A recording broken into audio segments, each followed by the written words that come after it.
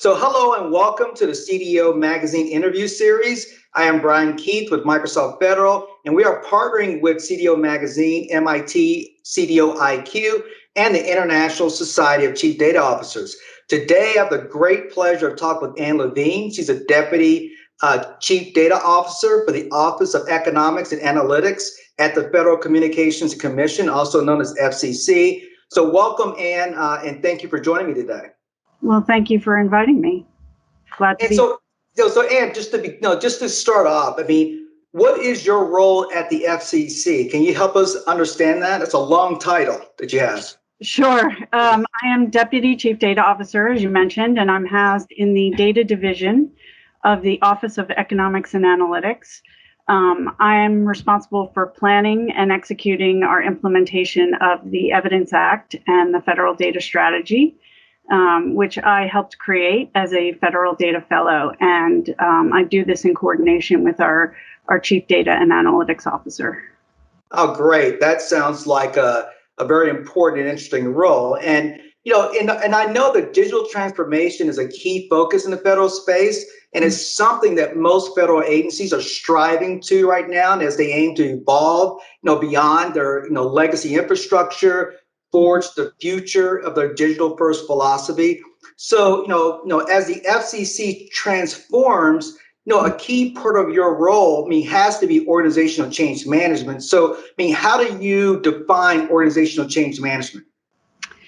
So I think organizational change management is the process of getting everyone in the organization on board with the changes that you need to make in your organization. And doing it in a way that allows those changes to become embedded in the culture. So just creating rules and mandates won't create lasting institutional change. The culture of the organization must change. And for that to happen, the organization's employees have to agree or at least accept that change is necessary. Managing for that outcome isn't always easy because you can't make people want to change.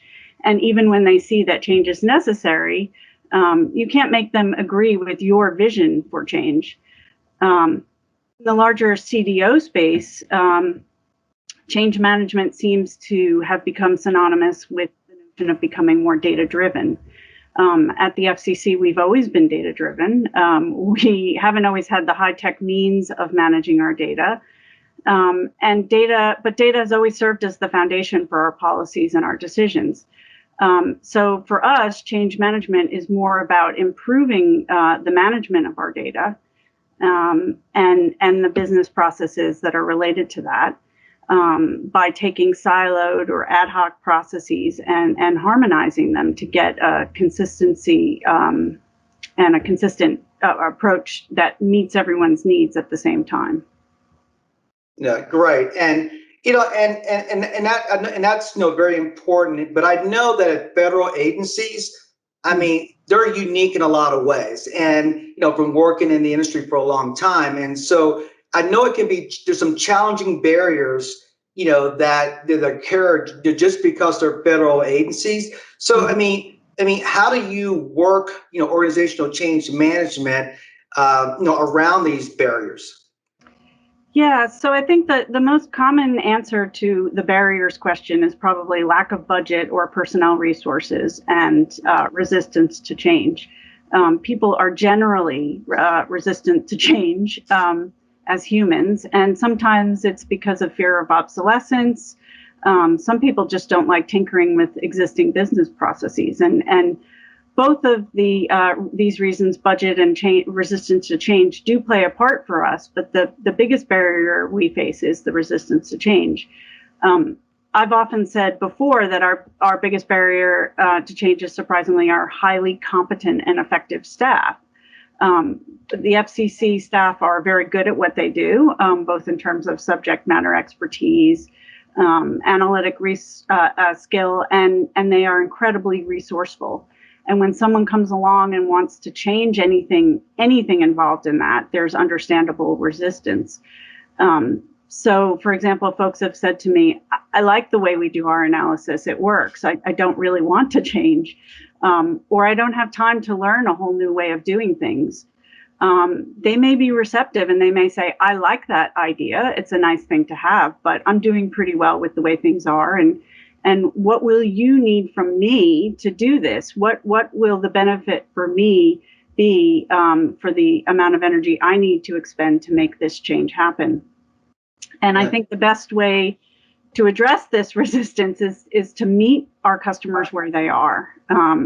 So projects like a comprehensive data inventory, as is required under the Evidence Act, or a data warehouse may have many facets. And we try not to focus on the aspects that require significant effort from the staff where the benefit isn't going to be close to follow. So in the case of a comprehensive data inventory, some organizations feel it's important to start by agreeing the metadata schema with a wide range of stakeholders. But for us, that only puts the benefit a bit farther away from the staff effort. So that angle doesn't work for us. We're starting with staff input on the assets that we'll be listing in our inventory, and then putting together a beta version of the user interface with basic metadata. And from there, we can show them how it will work and demonstrate its usefulness. And then we can circle back around and go deeper and get that stakeholder feedback on the metadata schema. And obviously, as is true in every organization, if we had unlimited money or unlimited FTE or contractor time, we could move more quickly and demonstrate value more quickly. But with the limited resources that we have, we need to ask as little as possible from staff and show results before asking for more. All right.